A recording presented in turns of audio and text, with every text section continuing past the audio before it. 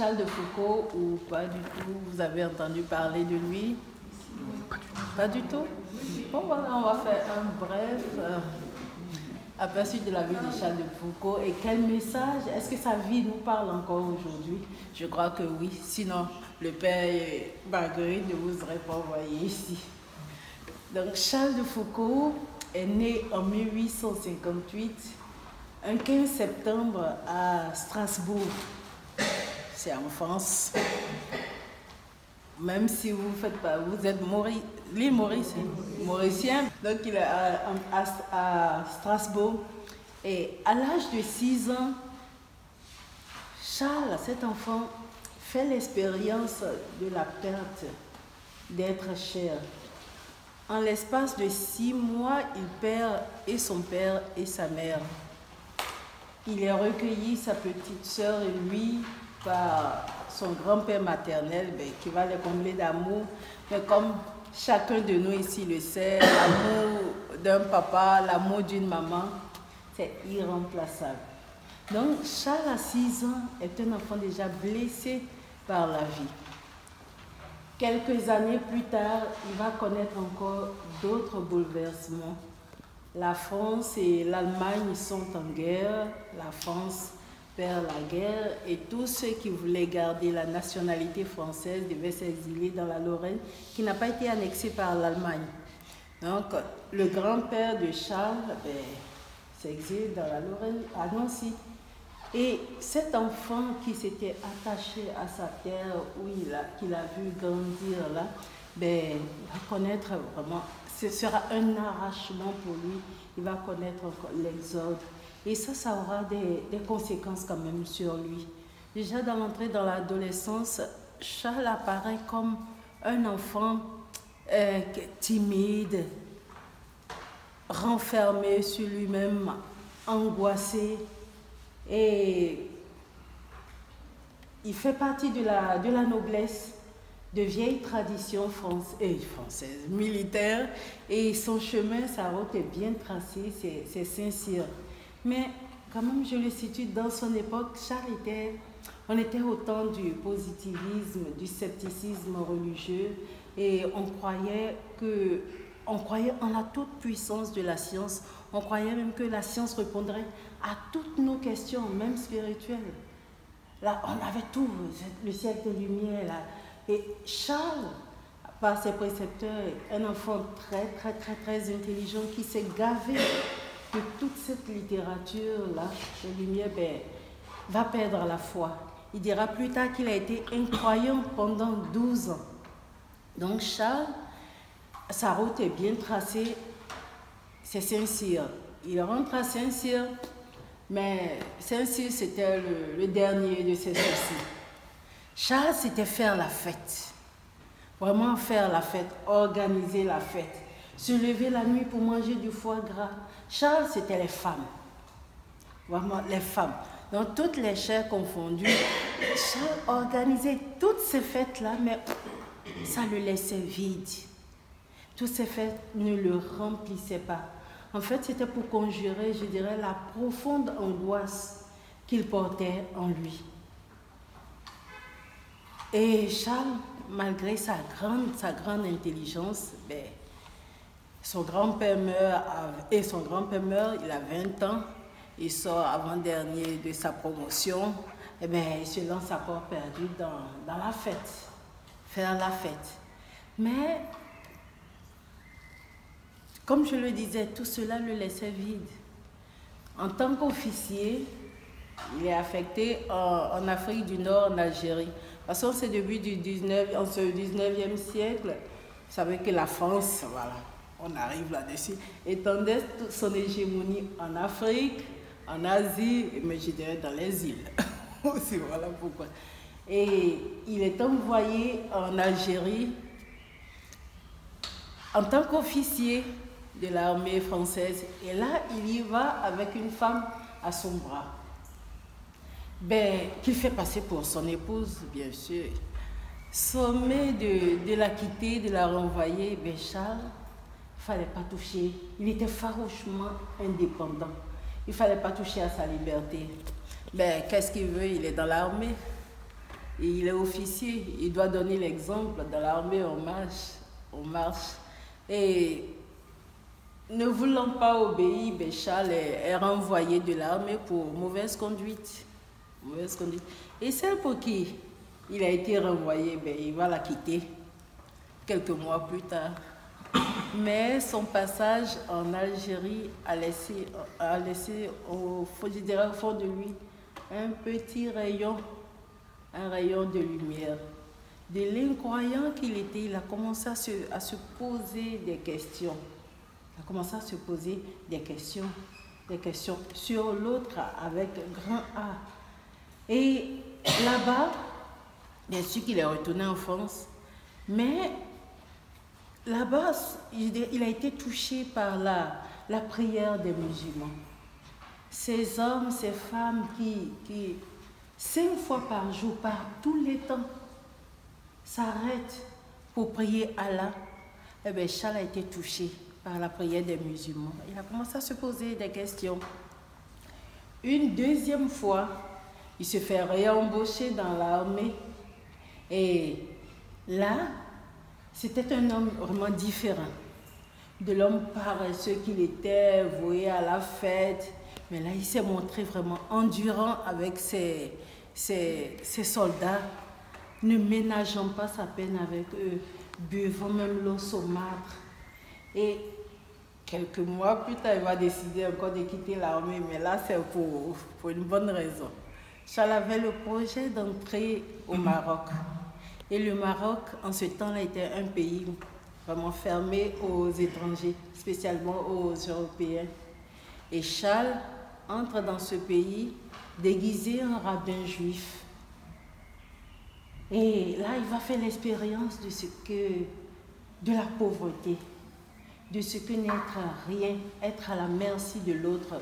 Il va être reconnu par 2 fois, mais il ne va pas être dénoncé. Et là-bas, Charles va faire un travail extraordinaire, vraiment un beau travail dans ce pays-là, qui va connaître beaucoup de succès en France. Mais ce succès le laissait toujours vide. Charles était ouvert à autre chose. Charles se posait des questions jusqu'à crier au Seigneur, ben, si tu existes, manifeste-toi à moi.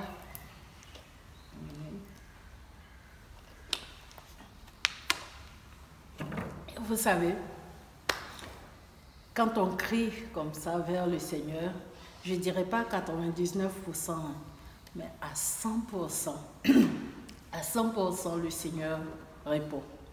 Le psaume dit, un pauvre crie, le Seigneur entend. Le Seigneur a entendu le cri de Charles, le cri que Charles lançait vers lui. Et je dirais aussi que Charles, par son cri, a entendu aussi le cri de Dieu. Rappelons-nous Adam et Ève dans le jardin. Adam, où es-tu?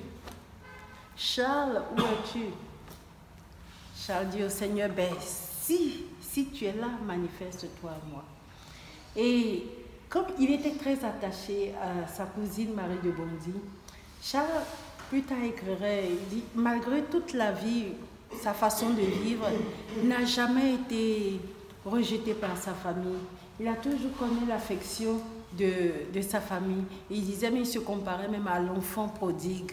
Il se comparait à l'enfant prodigue.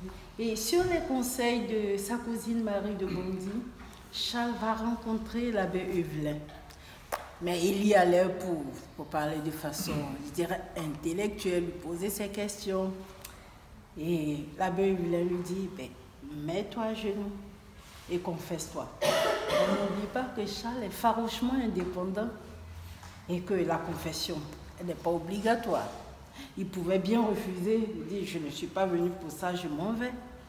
Mais Charles s'est mis à genoux, il s'est confessé et il est sorti de là, comme il le dit, croyant. Un pauvre cri, le Seigneur entend. Adam, où es-tu? Charles répond, il sort de là, croyant. Et une petite parenthèse pour dire que voilà, la confession, mine de rien, la confession, si le Seigneur nous a laissé ce sacrement-là, je dirais que c'est vraiment, je dirais, important. C'est un moment de grâce. Par le biais de ce pauvre prêtre, de ces pauvres prêtres qui sont comme nous, qui pêchent comme nous, qui sont faibles comme nous, mais le Seigneur passe par eux. Le Seigneur passe par leur pauvreté.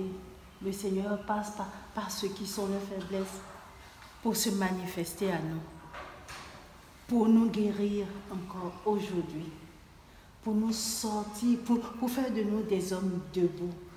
Ce Jésus pour qui vous êtes là aujourd'hui, pour qui j'ai donné ma vie, pour qui le Père a donné sa vie, pour qui vous êtes là aujourd'hui pour marcher sur ses traces. Ce Jésus qui faisait des miracles il y a 2000 ans, qui guérissait, qui est venu relever l'homme, qui a ressuscité les morts. Aujourd'hui encore, il est agissant. Aujourd'hui encore, Jésus guérit. Jésus nous met debout. Jésus nous met debout. Parce que c'est tout ce qu'il veut. Faire de nous des personnes debout. Et bien ce Jésus-là, il est agissant. Et l'un des moyens qu'il nous donne pour nous, je dirais, dans l'Église, un de ces moyens-là, c'est aussi ce sacrement de la réconciliation, de la confession. Il y a un psychologue, je ne me rappelle plus si c'est une ou un qui disait, c'est lui, voilà, il disait, il disait, s'il est chrétien, il fréquentait ce sacrement de la réconciliation-là, les psychologues n'auraient pas beaucoup de travail. Oui. C'est lui? Jung. Oui. Il n'aurait pas beaucoup de travail. C'est vrai qu'il y a des maladies psychologiques qui ont besoin de l'aide de psychologues, de psychiatres, c'est sûr. Mais il dit la plupart du temps, vraiment, il n'aurait pas beaucoup de travail. Donc, je nous invite ici à user la miséricorde de Dieu. Parce que là, il nous attend. Toujours les bras ouverts. Comme je dis toujours ici, il n'y a que Satan seul qui ne se convertit pas. Et même s'il le veut, irrévocablement, il ne peut pas. C'est fini pour lui. Mais nous, jusqu'à notre dernier souffle, on a toujours le Père de miséricorde, les bras ouverts, qui nous attend.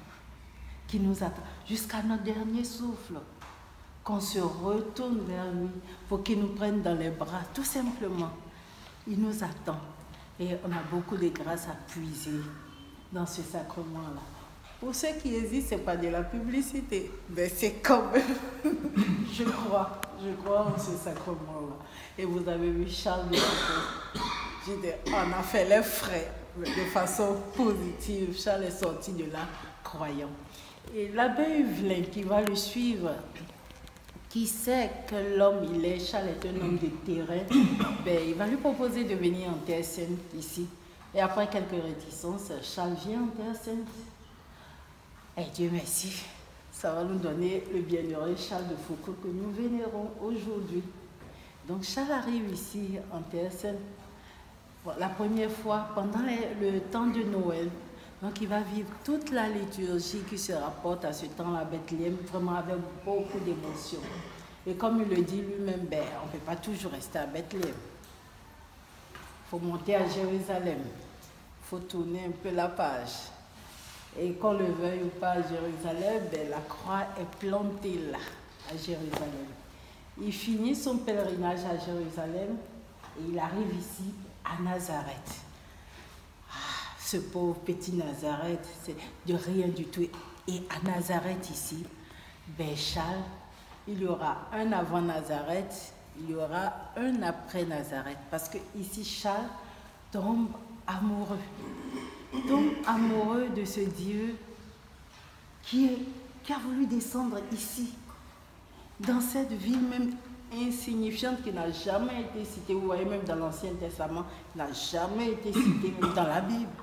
Et ce n'est pas le Nazareth que nous voyons aujourd'hui, c'était là tout petit.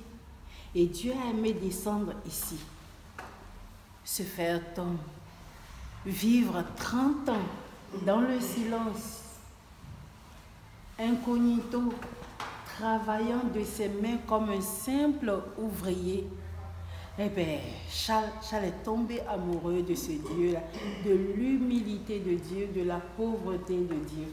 On n'oublie pas qu'il est noble et que pour lui, en ce temps-là, pour le noble, le travail manuel n'était pas considéré. Et Dieu, lui, il a aimé vivre ici, travailler de ses mains. Vous voyez qu'on est loin de l'Ancien Testament où il dit, ben Adam, tu travailleras à la sueur de ton front. Hein. Eh bien ici, le travail n'est pas une punition. Dieu réhabilite à Nazareth, Dieu réhabilite le travail. Et Sainte Claire nous dit que par le travail, nous participons à l'œuvre créatrice et rédemptrice de Dieu. Le travail n'est pas une punition. Dieu a travaillé ici. Et Charles est tombé amoureux de ce Dieu-là, de la pauvreté, de l'humilité de Dieu. Ce n'est pas la mode. Aujourd'hui, on ne court pas après l'humilité, on ne court pas après la pauvreté. Même pour la religieuse, pour les religieuses qui sont là toujours devant le Saint-Sacrement à l'église, on en parle. Mais on ne court pas après. Vraiment, aujourd'hui, c'est ça. Dominer, s'imposer à l'autre pour briller coûte que coûte. Surtout remettez la clé à quelqu'un. Le pouvoir de la clé, vous verrez ce que ça fait. Comment la clé seulement change une personne. Donc aujourd'hui, vraiment, c'est vraiment, on est très loin de ça. Mais Dieu a aimé ça, se fait pauvre. Dieu a aimé se faire humble. Dieu a aimé vivre ici 30 ans dans le silence. Ben, ça me dit beaucoup. Pourquoi vivre 30 ans ici dans le silence pour travailler seulement 3 ans et puis repartir? Charles est tombé amoureux de ce Dieu, de ce Jésus de Nazareth. Là. Et le Seigneur, même en partant, dans quelques jours, nous allons vivre la résurrection, la passion, la résurrection.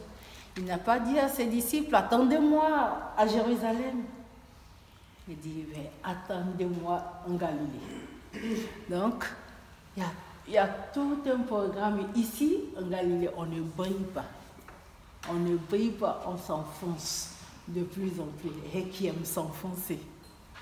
Qui aime s'enfoncer? Mais Dieu, excusez-moi, c'est sec.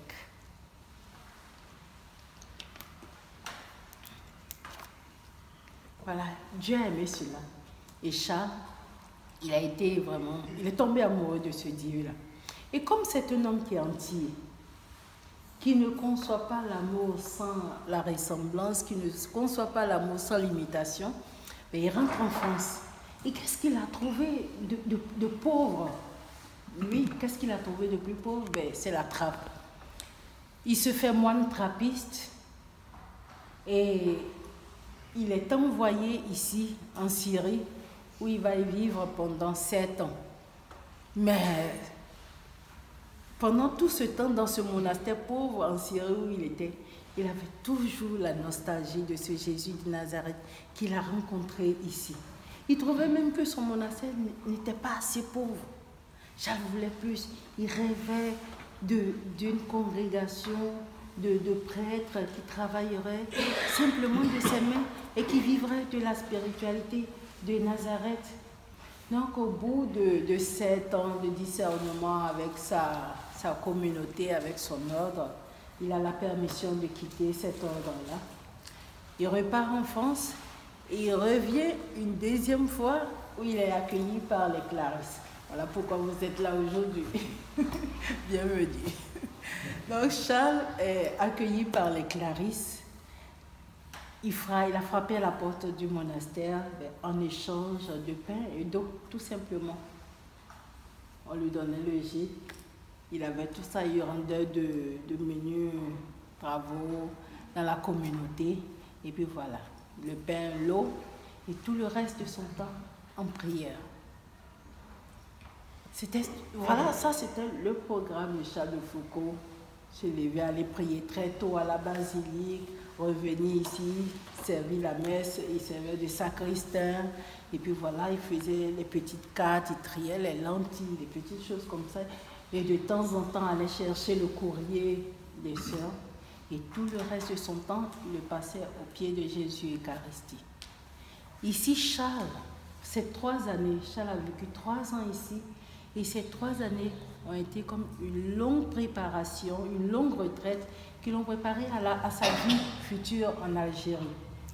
Ici, Charles a lu la parole de Dieu. Il a scruté la parole de Dieu. Il a médité la parole de Dieu. Il a même recopié dans les cahiers la parole de Dieu ici. Et c'était pas fini la parole de Dieu le reste de son temps au pied de Jésus Eucharistie. Donc, déjà, Charles, par sa vie, je dirais, est un précurseur de Vatican II, par sa vie. Parce que c'est pas ce temps-là, dans le monde protestant, oui, la parole de Dieu, oui. Mais nous, les catholiques, la parole de Dieu dans la liturgie, mais dit comme Charles le faisait là, non. Et que nous dit Vatican II? Tout simplement, le retour aux sources. Et notre source, c'est quoi? La parole de Dieu. Vous voyez que la vie de Charles nous parle. Parce que jusqu'à la fin de notre vie, je dirais jusqu'à la fin du monde, la parole sera toujours là. La parole sera toujours là. Et c'est par la parole que nous apprenons à connaître Dieu. Nous apprenons à l'aimer. Et Charles ici, voilà, il s'est nourri de la parole de Dieu.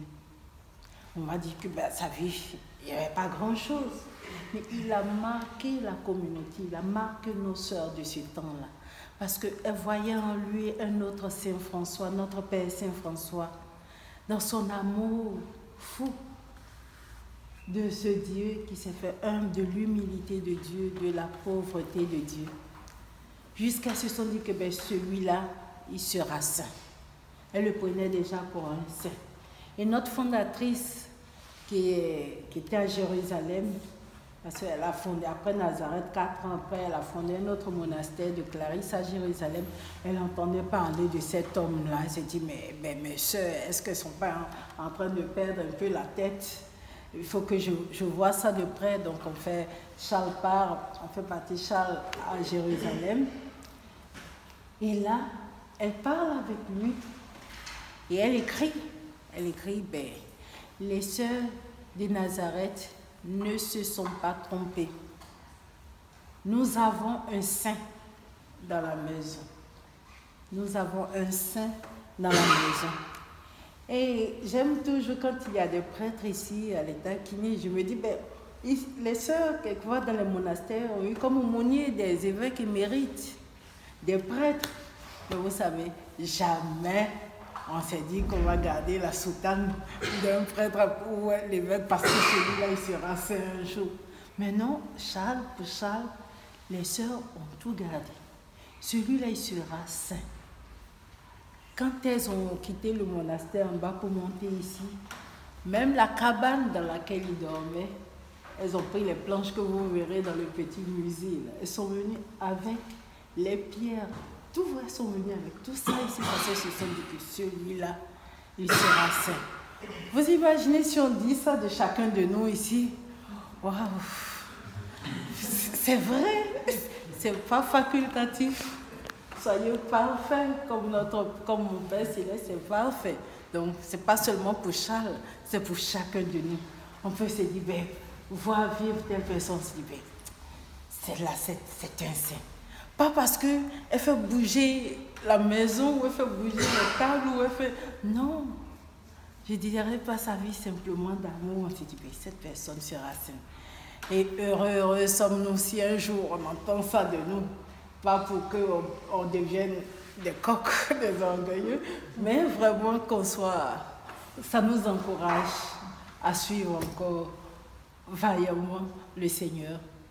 Donc, Charles va vivre ici pendant 3 ans. Et pendant son séjour à Jérusalem, Mère Élisabeth, elle lui disait, elle l'encourageait au niveau de la prêtrise, parce que Charles ne se sentait pas digne de la prêtrise. Dans son amour de l'humilité, de la pauvreté, il s'est dit non, il n'était pas digne de la prêtrise. Elle encourageait sur le chemin de la prêtrise parce qu'elle avait quelque chose derrière la tête, disant que pour qu'un jour il revienne être notre aumônier, vous êtes d'accord que la charité bien ordonnée commence par soi. Donc, je suis d'accord avec la mère Elisabeth. L'encourager. Bon, au bout de 3 ans, quand Charles a accepté l'idée de se faire prêtre, après sa grande dernière retraite ici, mais il s'est dit, mais ici la terre est sainte. Elle est déjà sainte. Il aimait cette terre, il aime beaucoup cette terre. Ici, la terre ici, elle est sainte. Et il s'est rappelé son passage en Algérie. Déjà, à ce temps, à 10 millions d'habitants, 12 missionnaires à la ronde, vous voyez que c'était très pauvre. Il dit, ben, je suis fait prêtre, mais allez où les brebis ont le plus besoin de son service, de son travail. Donc Charles va quitter les sœurs, il rentre en France. 1 an après, il va être ordonné. Il retourne en Algérie où il va y vivre jusqu'en 1916, le 1er décembre, pendant la Première Guerre mondiale, où il va être assassiné, même par l'un même de ceux qu'il avait accueillis. Donc voilà un peu brièvement présenter la vie de Charles de Foucault. Et bien, quel message sa vie nous laisse encore aujourd'hui? Est-ce que sa vie nous parle? Je dirais oui, sinon vous ne serez pas là, sinon je ne serai pas là. Charles, le premier message que je tirerai de sa vie, Charles nous dit, Nazareth est à la portée de tous. Nazareth est à la portée de tous. Il dit, on peut vivre Nazareth partout. Dans nos familles, dans nos lieux de travail, dans nos communautés, partout on peut vivre Nazareth. Parce que Nazareth, c'est quoi? C'est tout simplement la vie ordinaire. La vie ordinaire, mais qui est toujours en présence, où nous sommes toujours en présence du Seigneur, où nous sommes toujours avec la Sainte Famille. Nazareth, c'est quoi? Nazareth, c'est j'avais faim, vous m'avez donné à manger. J'avais soif, vous m'avez donné à boire. J'étais nu, vous m'avez habillé. J'étais en prison, vous m'avez visité. J'étais un étranger, vous m'avez accueilli. Donc, tout simplement, l'attention à l'autre. Et on n'a pas attendu Charles pour le savoir. Charles voyait en tout homme, la présence de Dieu. Charles voyait Dieu en chacun et en chacune des personnes qu'il rencontrait.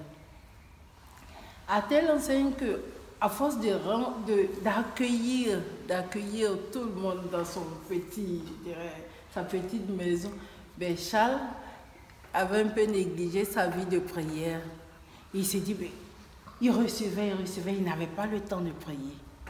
Mais après, il s'est dit, ben, le discernement et tout ça faisait, ben, accueillir l'autre, c'était pas manquer à sa vie de prière.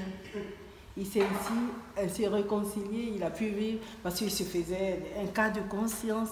Quand il était en Algérie, il accueillait et il manquait son temps de prière.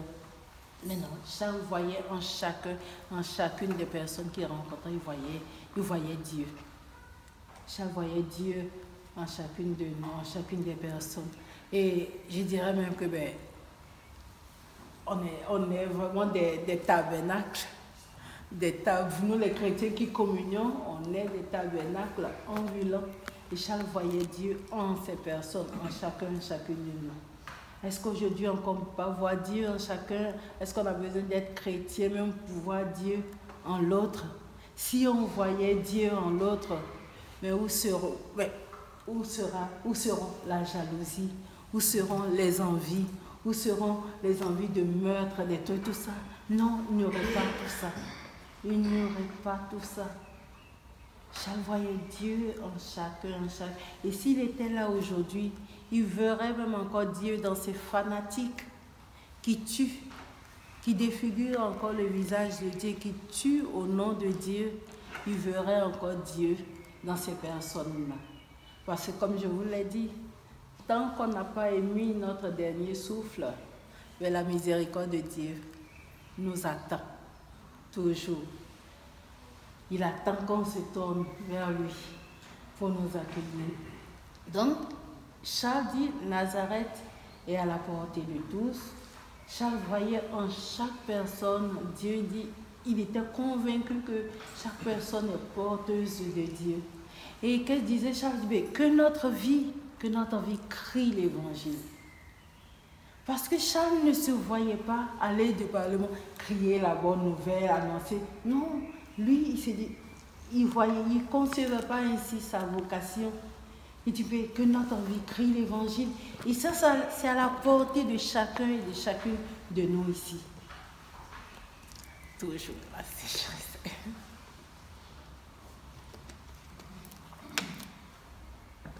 Pourquoi c'est à la portée de chacun et de chacune de nous? Parce que nous avons un trésor, un immense trésor. Nous communions chaque dimanche. Pour vous, chaque dimanche, nous avons encore la chance de communier tous les jours. Nous avons un immense trésor en nous. Et ce trésor, on n'a même pas besoin de le crier. On n'a même pas besoin, oui. On n'a même pas besoin même de s'afficher. Dans d'autres endroits, il faut s'afficher. Ce sera même courageux de s'afficher. Mais seulement par notre vie, dit que notre vie crie l'évangile. Parce qu'on ne peut pas avoir un trésor en nous sans que nous le manifestions. Et si nous avons un trésor en nous, ben, on le manifeste. Et Charles dit ça, c'est à la portée de tous. L'attention à l'autre. On peut le manifester, que notre vie crie l'évangile. Et ça, on peut le faire sans parler. Sans parler. C'est ça. Qu'est-ce qu'il nous demande tout simplement? D'être des témoins. Que notre vie crie l'évangile, c'est quoi? Être tout simplement des témoins. Une autre richesse qui nous laisse aujourd'hui, ben, c'est la parole et l'Eucharistie. Il y avait une spiritualité de l'incarnation. Et la parole, comme il dit, jusqu'à la fin de notre vie, nous aurons toujours la parole. Donc Charles a quelque chose encore à nous dire aujourd'hui. Je vous disais qu'ici, il a ruminé, il a médité, il a lu la parole de Dieu et que nous demande notre pape.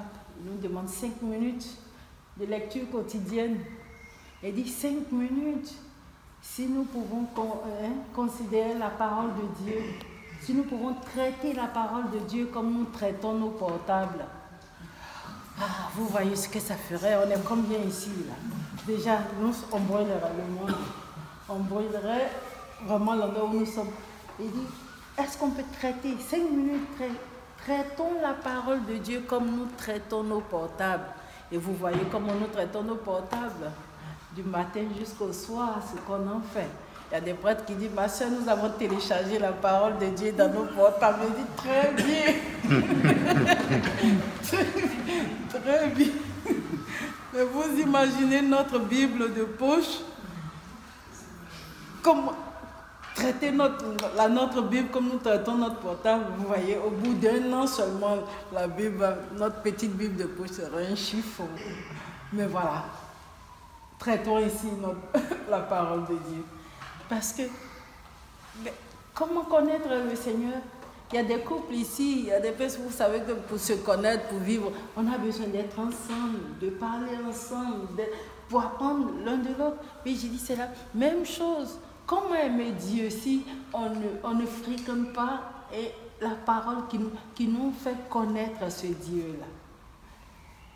On a la parole. Et pour nous les catholiques, Dieu merci, on a encore l'Eucharistie.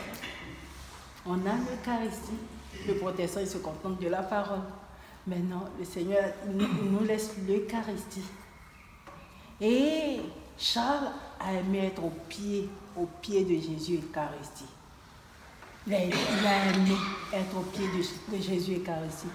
S'il y a quelques-uns ici qui pensent que c'est une perte de temps, on s'ennuie devant le Saint-Sacrement, j'ai dit, ça ne fait rien, allez-y.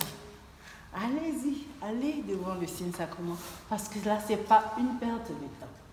Moi, j'ai la chance d'avoir l'adoration, parce que ça fait partie de ma spiritualité. Quand on présente Claire, elle est toujours avec l'ostensoir. Et voilà, moi, j'ai la chance d'avoir Jésus Eucharistie que je peux adorer tous les jours. Pour ceux qui n'ont pas la possibilité, ou bien qui se disent que c'est une perte de temps, on va s'ennuyer, on va dormir, même si vous vous ennuyez sans en dessous de l'heure, allez-y. Parce que ce n'est pas vous qui faites le travail. J'aime donner toujours mon exemple de la plage. Ben, ici, on a les teints, oui, un peu, oui. Il y a des personnes comme moi, il y a des teints plus clairs et tout ça. Les hommes, vous allez bien comprendre ça. Imaginez-vous à la plage, vous allez à la plage, à l'île Maurice. Si on me dit qu'il n'y a pas de plage, alors là, l'île Maurice, ce n'est pas le Burkina Faso qui est enclavé. Vous êtes entouré d'eau. Et vous savez ce que la plage. Donc vous y allez, d'autres mettent leur crème soleil, vont nager, d'autres préfèrent s'asseoir, contempler la mer, lire, mais être au bord de la mer. Et qu'est-ce qui se passe pour ceux qui ont la peau plus claire? Au bout de quelques heures, d'autres, le lendemain, je ne sais pas, ça dépend. Le père, lui, n'a pas eu besoin d'être à la plage, hein, mais c'est déjà tout. Donc, au bout de quelques heures, le soleil fait le travail sur la peau. On dit, vous bronzez. On fait, c'est ça, vous bronzez. Moi, je n'ai pas besoin. Je suis déjà brûlée. Vous bronzez. Qu'est-ce que vous avez fait? Tout simplement être là. Et le soleil s'est chargé de vous bronzer. Eh bien, c'est exactement la même chose quand on est devant le Saint-Sacrement. Donc, si vous vous ennuyez, ben, pensez au soleil. Vous êtes là, vous le regardez comme le curé d'Ars le dit. Je l'avise, il m'avise, je le regarde, il me regarde. Regardez-le tout simplement. Et le soleil, lui qui est le soleil, ben, il fera son travail, pas seulement sur notre peau, il fera son travail à l'intérieur. Et il ne pas faire son travail sans que ça ne transparaisse. Il fait son travail en nous. Vous voyez, il vous demande tout simplement de prendre votre voiture, ou bien le bus, ou bien de marcher pour aller dans le lieu où le Saint-Sacrement est exposé et d'être là tout simplement. Et si vous arrivez de dormir, ben, ce n'est pas un problème. Dieu, comme son bien-aimé quand il dort, vous êtes venu, il vous demande d'être là et de le regarder tout simplement. Et avec ça, ben, on peut brûler le monde. Je ne dis pas on peut brûler le monde, nous brûlons le monde. Avec ça, on manifeste le Seigneur. Avec ça, notre vie peut crier l'évangile sans qu'on ait les mots pour le dire. Mais notre vie, ben, on laisse passer la lumière. Parce que les vieux couples qui sont ensemble, vous voyez, à la fin, ils finissent par se ressembler. Ils finissent par se ressembler. Pourtant, c'est des personnes tout simplement qui vivent ensemble. Mais le fait d'avoir tout partagé, ils savent les petits, quand eux-mêmes commencent à parler, l'autre termine. Les petits, ils finissent par se ressembler, même si à les observer. Et nous, on va regarder le Seigneur, on va lire sa parole tout le temps, le regarder, sans qu'à la fin, on ne ressemble à celui. Non, on va finir par lui ressembler. On va finir par ressembler au Seigneur. Et voilà. Donc vous voyez que Charles a encore quelque chose à nous dire aujourd'hui. Donc Nazareth est à la portée de tous, que notre vie crie l'évangile, l'attention à l'autre. L'attention à l'autre, c'est aussi cette spiritualité de l'amitié que Charles a vécue. Cette spiritualité de l'amitié. Aujourd'hui, on est dans un gros village. Notre monde est un gros village où quand quelque chose se passe ici, à l'autre bout du monde, ben, dans les minutes qui suivent, les heures qui suivent, tout le monde entier est au courant. On n'a jamais eu autant peur de l'homme qu'aujourd'hui. Aujourd'hui, ben, on construit des murs. Vous le verrez si vous n'avez pas encore vu, même si c'est bien décoré ici, on construit des murs. Parce qu'on a peur, on ne veut pas de l'autre, on a peur de l'autre. Pas seulement à l'extérieur, pas seulement ici, mais même dans nos familles, on construit des murs. Dans nos lieux de travail, on construit des murs. Dans nos communautés, on construit des murs. Parce qu'on veut que l'autre soit moi. L'autre soit moi. Mais si on voyait Dieu comme Charles en l'autre, mais je vois Dieu en l'autre, qu'est-ce que j'ai à vouloir que l'autre soit moi? Non, l'autre est l'autre. Il y a Dieu en toi, il y a Dieu en moi. Mais, et Dieu, il a voulu descendre ici, il se fait vulnérable. Mais je suis vulnérable, tu es vulnérable. Mais qu'est-ce que... Vous voyez où ça peut aller? Je crois qu'on regarde, on lit tout ça, mais on ne se rend vraiment pas, on ne prend pas cette parole vraiment au sérieux, que Dieu est dans l'autre. Si Dieu est dans l'autre, pourquoi je vais vouloir, qu'est-ce que j'ai envie à l'autre? Puisque c'est Dieu que je vois en l'autre. Je vois Dieu en l'autre. Qu'est-ce que j'ai envie à l'autre? Pourquoi vouloir dominer l'autre? Pourquoi vouloir que l'autre soit moi? Si Dieu est dans l'autre, donc poussons ça un peu plus loin et ça change notre vie. Ça change notre vie. Ça a changé la vie de Charles de Foucault. Vous le verrez. De l'officier dur, bouffi qu'il était, vous verrez à la fin de sa vie l'homme doux qu'il est devenu. Donc quand la parole nous touche, il nous brûle, la parole nous change, la parole nous transfigure. Donc voilà, je nous laisse sur ces quelques messages de Charles de Foucault pour que nous aussi, un jour, on puisse dire de chacun de nous, même si notre nom n'est pas inscrit un jour dans le calendrier, mais que nos proches puissent dire, ah celle-là, elle était sainte.